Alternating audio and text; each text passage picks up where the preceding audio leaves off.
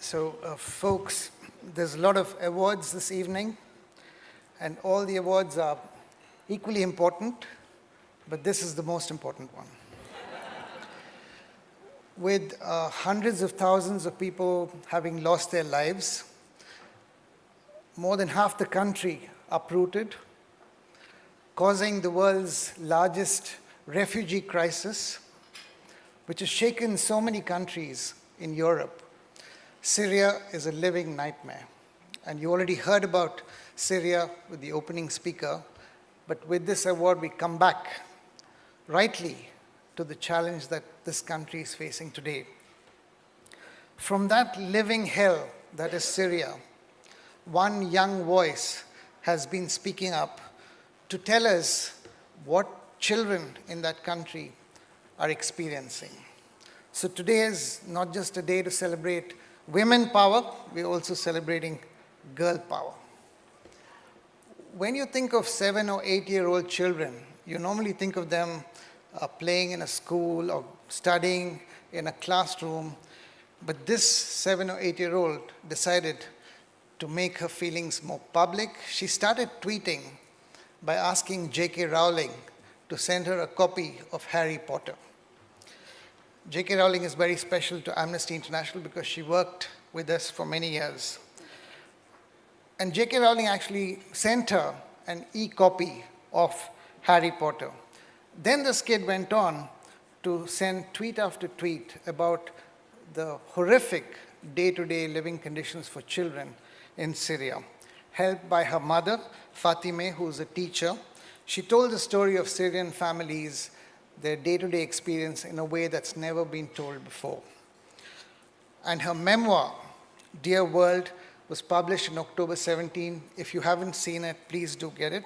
For her, standing up to power, standing up to what's happening in Syria, she had to leave the country, and she now lives in Ankara, evacuated to Turkey.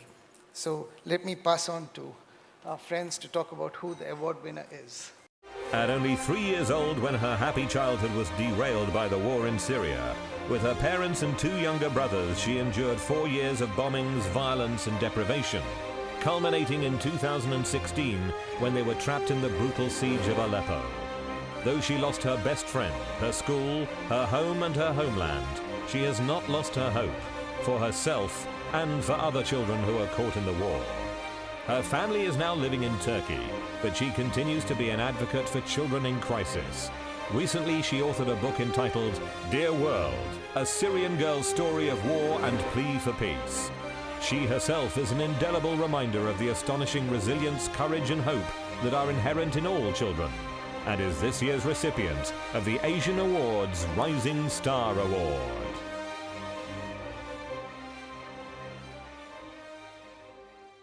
Not a winner, but a beautiful angel standing up for her country, Syria, and humanity. Before I ask her to join us on stage, can I please ask, because I think she deserves it, everybody to stand up and give her a round of applause. Bana Al-Abid. Her tweets have touched the world and given her a remarkable insight into the daily horrors of life in the city, while our first book is a powerful reminder of the resilience of the human spirit, the unconquerable courage of a child, and the abiding power of hope.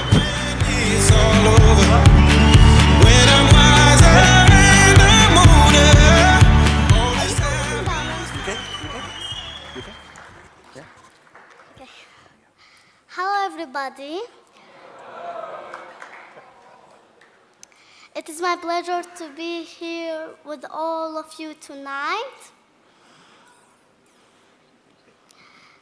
I want to thank the Asian Award for giving me this award. I am happy that the voice of the Syrian children are heard. This award is for all the children who lived in war.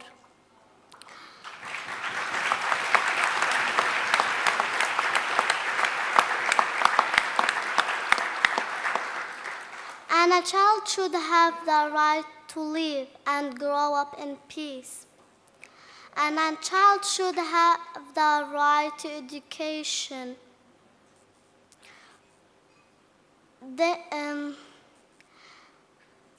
Many children like me are suffering now. 7 years of war and still the children are dying. We must help them so they can have education and go back to school because the school is so important. I lost all I have. I lost some of my friends, my best friend Yasmin. I lost my house. I lost my school. All my city was destroyed. They need our help. We must help them so they can live in peace.